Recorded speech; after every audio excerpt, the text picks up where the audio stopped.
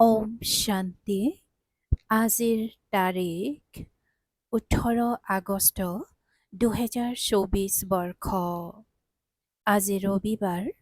অব্যক্ত বাপদাদাৰ অব্যক্ত মুৰলী আৰু আজিৰ অব্যক্ত মুৰলীৰ ৰিভাইজ তাৰিখ হৈছে 2001 বৰ্ষৰ 20 ফেব্ৰুৱাৰী আৰু আজিৰ অব্যক্ত মুৰলীৰ সাৰ হৈছে শিৱ জয়ন্তী ব্ৰত লোৱা আৰু সৰ্বসমৰ্পণ হোৱাৰ স্মাৰক।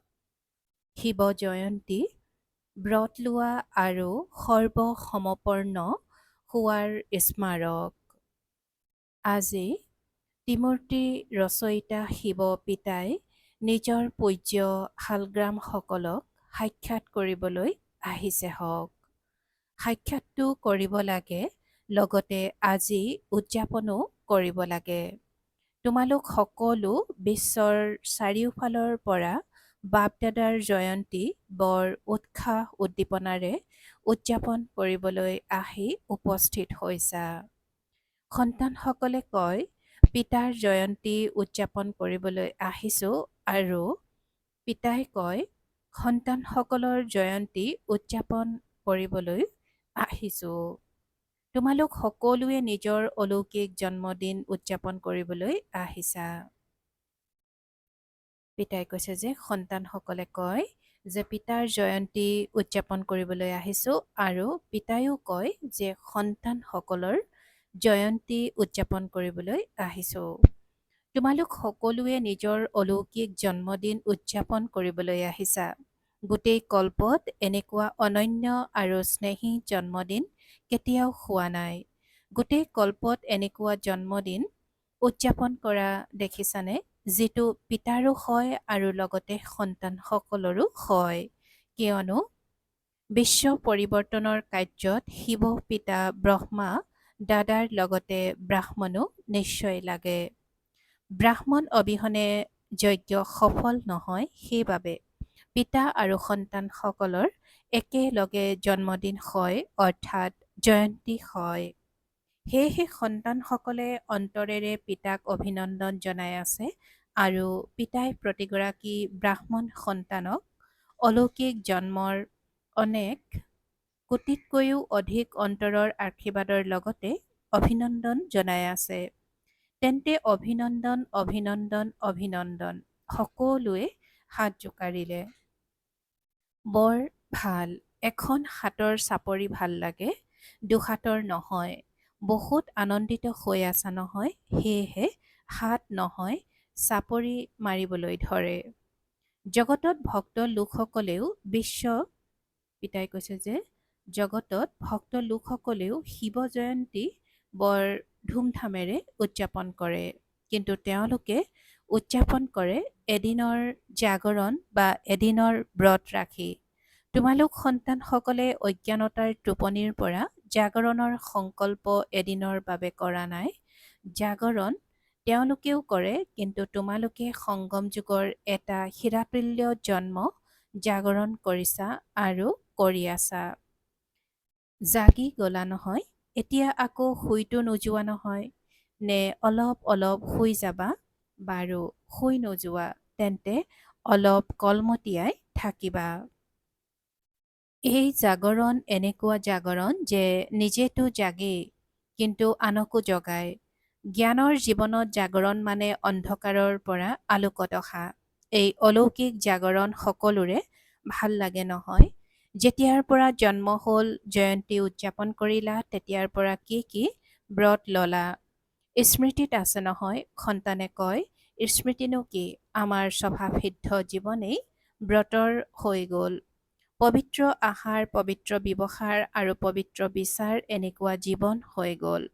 এমাহৰ কাৰণে নহয়, দুমাহৰ কাৰণে নহয়, জীৱনেই ব্ৰত ধাৰণ কৰোঁতা হৈ গ'ল। স্বভাৱসিদ্ধ হৈ গ'ল আৰু চৰিত্ৰ হৈ গ'ল। পবিত্ৰতাৰ স্বভাৱ হৈ গ'ল নহয়। স্বভাৱ হৈ গ'ল নে গঠন কৰিবলগীয়া হয়? হৈ গ'ল নহয়, কেৱল কান্ধ লোৱাৰ বজ। পিতাই কৈছে যে পবিত্ৰতাৰ স্বভাৱ হৈ গ'ল নহয়, স্বভাৱ হৈ গ'ল নে গঠন কৰিবলগীয়া হয়? হৈ গ'ল নহয়, কেৱল কান্ধ লৰোৱা বছ হৈ গ'ল। অপবিত্ৰতাৰ স্বভাৱৰ পৰা সমাপ্ত হৈ গ'ল আৰু পবিত্ৰতা জীৱনত সমাহিত হৈ গ'ল। এনেকুৱা হীৰাতুল্য জয়ন্তী উদযাপন কৰিলা বা শালগ্ৰাম জয়ন্তী উদযাপন কৰিলা।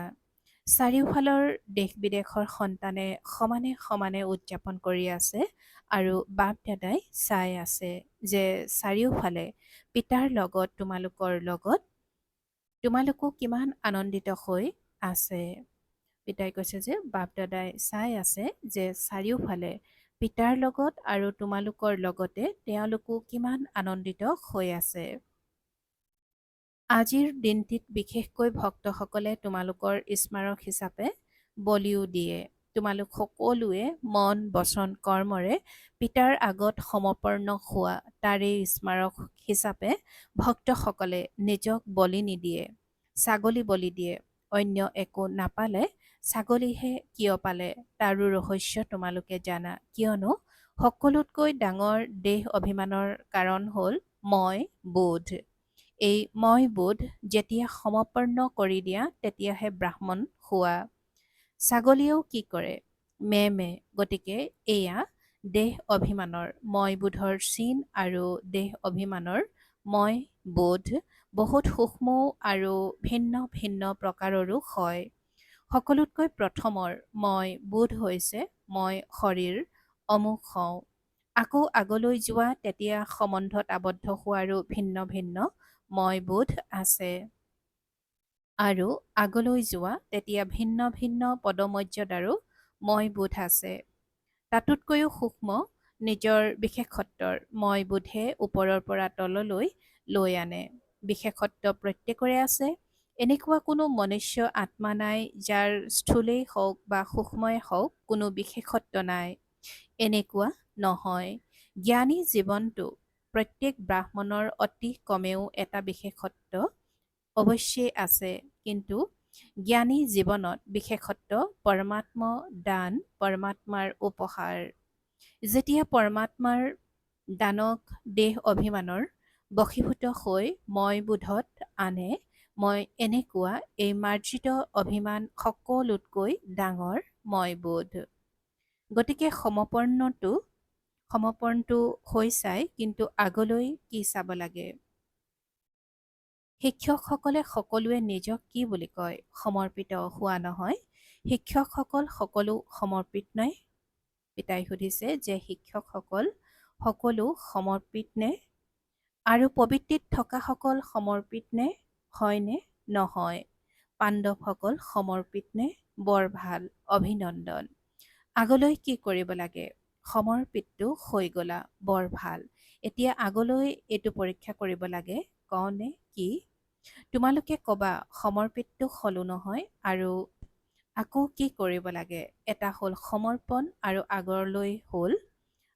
আগলৈ হ'ল সৰ্বসমৰ্পণ। সৰ্ব শব্দটিৰ প্ৰতি বিশেষ মনোযোগ দিয়া, নিজৰ মন, বুদ্ধি, সংস্কাৰ সহিত। সমৰ্পণ কিয়নো যিমানেই আগবাঢ়ি যোৱা পুৰুষাৰ্থত তীব্ৰ গতিৰে খোজ দিয়া আৰু দিও আছা, কিন্তু বৰ্তমান বায়ুমণ্ডল অনুসৰি ব্ৰাহ্মণ জীৱনতো মন আৰু বুদ্ধিৰ ওপৰত ব্যৰ্থৰ প্ৰভাৱ বেয়া নহয়। বেয়া শেষ হ'ল, কিন্তু ব্যৰ্থ আৰু নাকাৰাত্মকতাৰ প্ৰভাৱ বেছিকৈ আছে। সেইবাবে যথাৰ্থ আৰু সত্য নিৰ্ণয় ল'বলৈ উপলব্ধি কৰাৰ শক্তি কম হৈ যায়। পিতাই আজি কৈছে যে সৰ্বশব্দটিৰ প্ৰতি বিশেষ মনোযোগ দিয়া আৰু নিজৰ মন, বুদ্ধি, সংস্কাৰ সহিত সমৰ্পণ কিয়নো যিমানেই আগবাঢ়ি যোৱা পুৰুষাৰ্থত তীব্ৰ গতিৰে খোজ দিয়া আৰু দিও আছা, কিন্তু বৰ্তমান বায়ুমণ্ডল অনুসৰি ব্ৰাহ্মণ জীৱনতো মন আৰু বুদ্ধিৰ ওপৰত ব্যৰ্থৰ প্ৰভাৱ পৰে। ব্যৰ্থৰ প্ৰভাৱ বেয়া নহয়, বেয়া শেষ হ'ল, কিন্তু ব্যৰ্থ আৰু নাকাৰাত্মকতাৰ প্ৰভাৱ বেছিকৈ আছে। সেইবাবে যথাৰ্থ আৰু সত্য নিৰ্ণয় কৰিবলৈ উপলব্ধি কৰাৰ শক্তি কম হৈ যায়।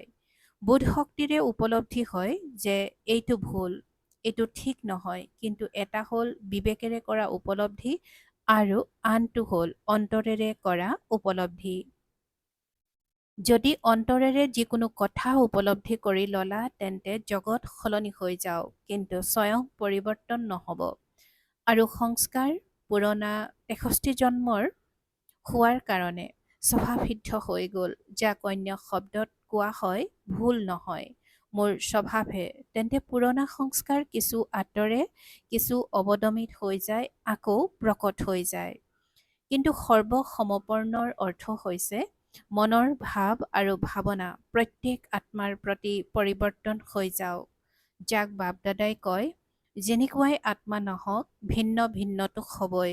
এয়া কল্পবৃক্ষ, ভিন্ন ভিন্ন নহ'লে শোভা নাথাকিব, কিন্তু প্ৰত্যেক আত্মাৰ প্ৰতি শুভ ভাৱনা আৰু শুভ কামনা যাতে থাকে। অশুভ ভাৱনাকো পৰিৱৰ্তন কৰি শুভ ভাৱনা ৰাখিবা আৰু শুভ ভাৱনা দিবা। প্ৰত্যেক আত্মাৰ প্ৰতি শুভ কামনা আৰু শুভ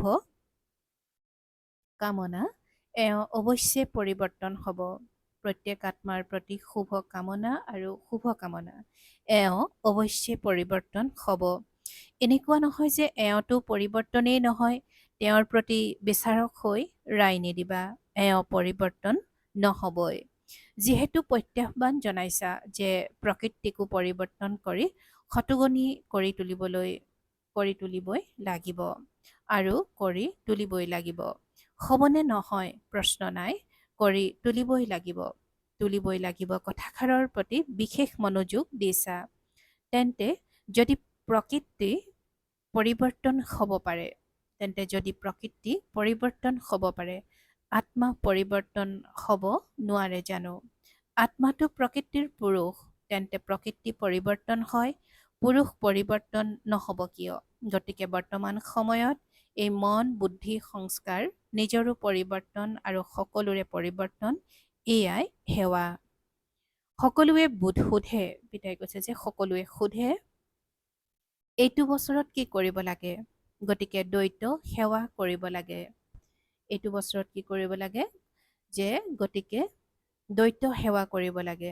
এটা হ'ল নিজক সৰ্বসমৰ্পণ আৰু ইমান নিজক সমৰ্পণ কৰা যাতে তোমালোকৰ বায়ুমণ্ডল, তোমালোকৰ প্ৰকম্পন, তোমালোকৰ সংগ, তোমালোকৰ অন্তৰৰ সহযোগ, তোমালোকৰ অন্তৰৰ আশীৰ্বাদে আনকো সহজে পৰিৱৰ্তন কৰাত সহযোগ দিয়ে। ইমানখিনি নিজক পৰিৱৰ্তন কৰিব লাগে, সৰ্বসমৰ্পিত কৰিব লাগে। এইটো সেৱা আৰু আনটো হ'ল লোকসেৱা। ফলাফলত দেখা গৈছে যে চাৰিওফালে দেশত, বিদেশত, গাঁৱত সকলো ব্ৰাহ্মণ সন্তানে এতিয়ালৈকে যি সেৱা কৰিছে, পিতাৰ স্নেহত কৰিছে, তাৰ বাবেতো বাপদাদাই বহুত বহুত বহুত অভিনন্দন জনাইছে। আগলৈ কি কৰিব লাগে? বাপদাদাই দেখিছে যিসকল ব্ৰাহ্মণ হৈছে, ব্ৰাহ্মণৰো বৃদ্ধি হৈছে আৰু তীব্ৰ গতিৰে বৃদ্ধি হ'ব। কিন্তু লগতে যি লোকপ্ৰিয় সেৱা কৰিছে, বিভিন্ন প্ৰকল্পৰ দ্বাৰা সেৱা হৈ আছে, সেয়া বহুত ভাল। এতিয়া ভিন্ন ভিন্ন স্থানত সহযোগী আত্মাসকল ভাল নিমিত্ত হৈছে। সহযোগীটো বহুত ভাল। এখোজ সহযোগৰ এটা খোজটো আগবঢ়াইছে, কিন্তু দ্বিতীয় খোজটি হৈছে সহযোগী আৰু কৰ্মযোগী। সহযোগীটো বহুত ভাল। এখোজ সহযোগৰ এটা খোজটো আগবঢ়াইছে, কিন্তু দ্বিতীয় খোজটি হৈছে সহযোগী আৰু কৰ্মযোগী। কৰ্মযোগী বা সহযোগীও কিছু কিছু হৈছে, এয়াও বেলেগ অৱস্থা। এতিয়া যাতে এনেকুৱা আত্মাসকলে বাস্তৱত মঞ্চত ভূমিকা পালন কৰে, মায়েক অৰ্থাৎ মঞ্চত থাকে নহয়, গতিকে মায়েক অৰ্থাৎ বাণীৰে প্ৰভাৱ পেলাওঁতা হৈ সেৱাৰ মঞ্চত প্ৰত্যক্ষ স্বৰূপটো নিশ্চয় আহিব। তোমালোক মাইট অৰ্থাৎ শক্তি, তেওঁলোক মায়েক। যেনেকৈ পিতা ব্ৰহ্মা অব্যক্ত ৰূপত মাইট আৰু তোমালোক সন্তানসকলক মাইক কৰি তুলিলে, এনেকৈয়ে তোমালোক মাইট হোৱা আৰু এনেকুৱা মায়েক তৈয়াৰ কৰা। বহুত ভাল ভাল আছে। আশাৰ সঞ্চাৰ কৰোঁতা তীব্ৰ গতিৰে আগবাঢ়ি যাওঁতা আছে। কেৱল এতিয়া এনেকুৱা আত্মাসকলৰ সৈতে সম্পৰ্ক বহোৱাৰ আৱশ্যকতা আছে। তেওঁলোকে বিচাৰে কি কৰোঁ, কেনেকৈ কৰোঁ। তেওঁলোকক মাইট হৈ এনেকুৱা বিধি শুনোৱা যাতে লৌকিক বৃত্তি আৰু অলৌকিক সেৱা দুয়োটাৰ সন্তুলন ৰাখি শেষত আহিও আগত যোৱাৰ শাৰীত আহি যায়। এনেকুৱা হ'ব, প্ৰত্যক্ষ হ'ব, কেৱল তেওঁলোকৰ সৈতে সংযোগত থাকি শক্তি দিয়া, আত্মিকতাৰ শক্তি, প্ৰকম্পন, বায়ুমণ্ডলৰ শক্তি আৰু বিধি শুনোৱা, যাতে নিমিত্ত হয় যে সন্তুলিত জীৱন বহুত ভাল আৰু সহজ। ঠিক আছে নহয়, কি কৰিব লাগে সেয়া শুনি ল'লা নহয়? সৰু সৰু ফুলৰ থোপাটো তৈয়াৰ কৰা। বাৰু, ডাঙৰ থোপা নালাগে। পাঁচটা ফুলৰ থোপাটো আনা আৰু প্ৰতিটো কোণা বাপ দাদাৰ নজৰত আছে, শুনিলা? পাণ্ডৱ শুনিলা? বৰ ভাল। ডবল বিদেশীসকল জঁপিওৱা নাই, কিন্তু উৰি আছে। গতিকে প্ৰথম ফুলৰ থোপা বিদেশীয়ে আনিব নে ভাৰতে আনিব? কোনে আনিব? নে উভয়ে লগত আনিবা? এফালে বিদেশৰ, আনফালে ভাৰতৰ দুয়োফালৰ ফুলৰ থোপা মঞ্চত আহিব। যেনেকৈ এই উৎসৱ উদযাপন কৰা, তেনেকৈ তাৰো উৎসৱ উদযাপন কৰিম। দুয়োটা ফুলৰ থোপাৰ, ভাৰতৰো আৰু বিদেশৰো। ঠিক আছে। বিদেশীৰ সকলে কি ভাবে? ঠিকে আছে। পিতাই সুধিছে যে বিদেশীসকলে কি ভাবা? ঠিক আছে। তেন্তে পাছৰ ছিজনত আনিবানে? ভাৰতৰ সকলে আনিবানে? লৌকিক আৰু অলৌকিক বৃত্তিৰ সন্তুলন থকাসকল আনিবা।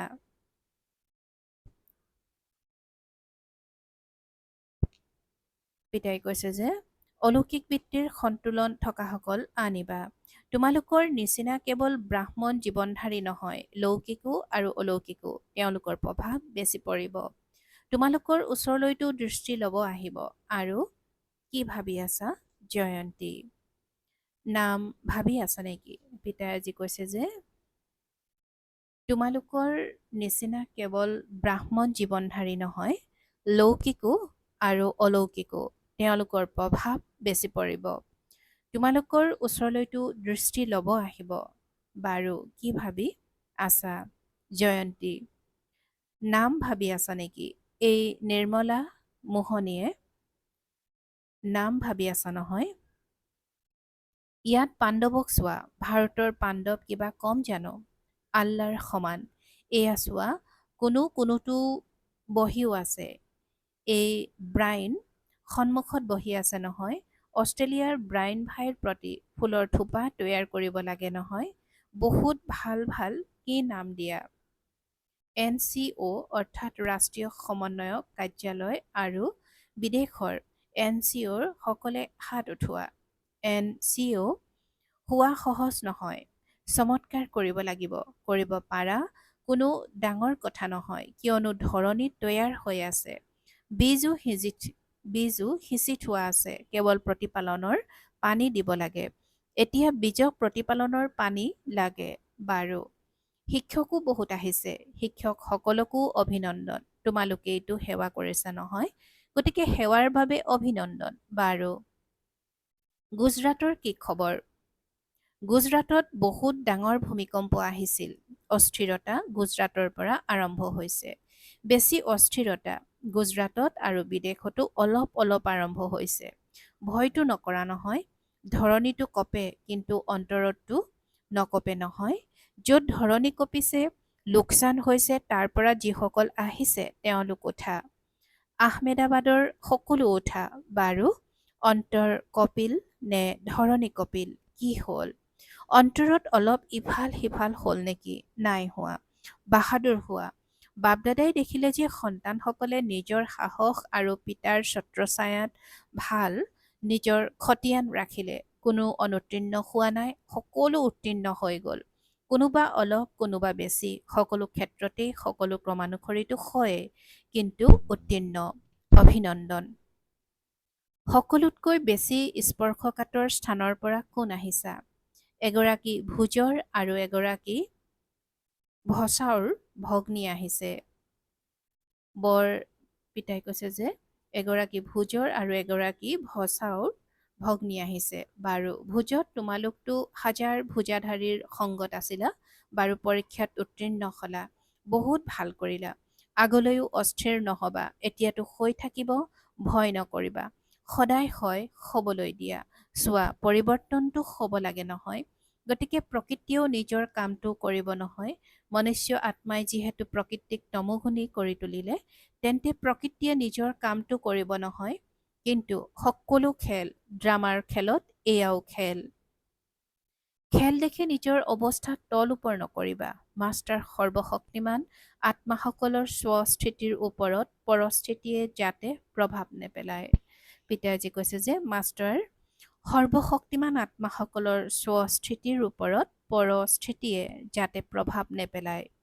আৰু সেই আত্মাসকলক মানসিক অশান্তিৰ পৰা ৰক্ষা কৰাৰ নিমিত্ত হোৱা, কিয়নো মনৰ অশান্তি তোমালোকে যোগৰ দ্বাৰাহে দূৰ কৰিব পাৰা। ডাক্তৰে নিজৰ কাম কৰিব, বিজ্ঞানীয়ে নিজৰ কাম কৰিব আৰু চৰকাৰে নিজৰ কাম কৰিব। তোমালোকৰ কাম হ'ল মনৰ অশান্তি, দুশ্চিন্তা দূৰ কৰা। দুশ্চিন্তা মুক্ত জীৱন দান দিয়া, সহযোগ দিয়া।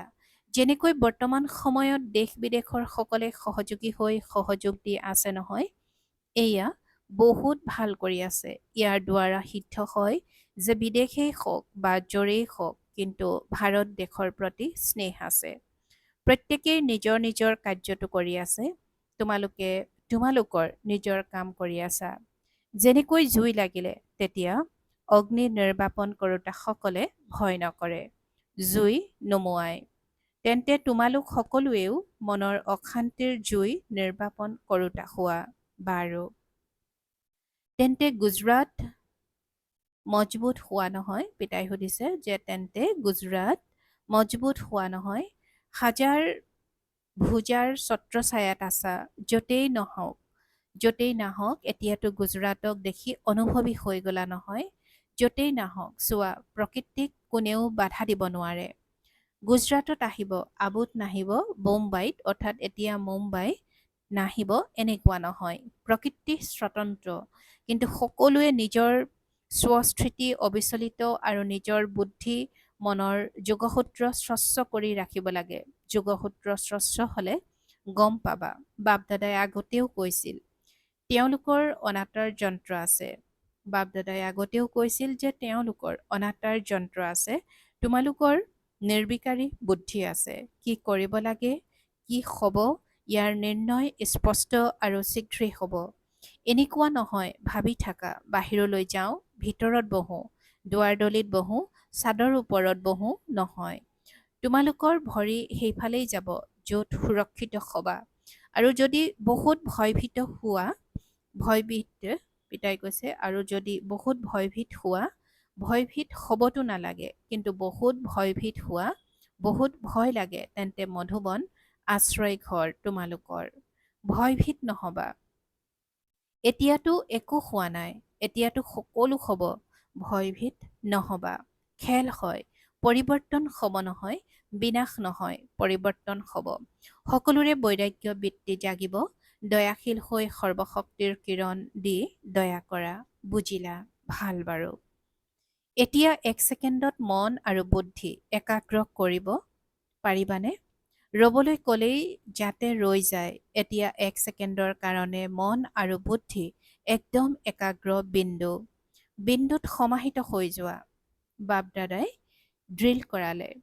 চাৰিওফালৰ সকলো ব্ৰাহ্মণ আত্মাক, চাৰিওফালৰ সদায় দৃঢ় সংকল্পৰ ব্ৰত ৰাখোতা অবিচলিত আত্মাসকলক, চাৰিওফালৰ সকলো সাহস আৰু উল্লাসেৰে স্ব-সেৱা আৰু লোককল্যাণৰ সেৱা কৰোতা মহান সেৱাধাৰী আত্মাসকলক আজিৰ শিৱ জয়ন্তীৰ, হীৰাতুল্য জয়ন্তীৰ, উপৰাম আৰু স্নেহী জয়ন্তীৰ অভিনন্দন আৰু আশীৰ্বাদৰ লগতে স্নেহ সহিত স্মৰণ আৰু নমস্কাৰ।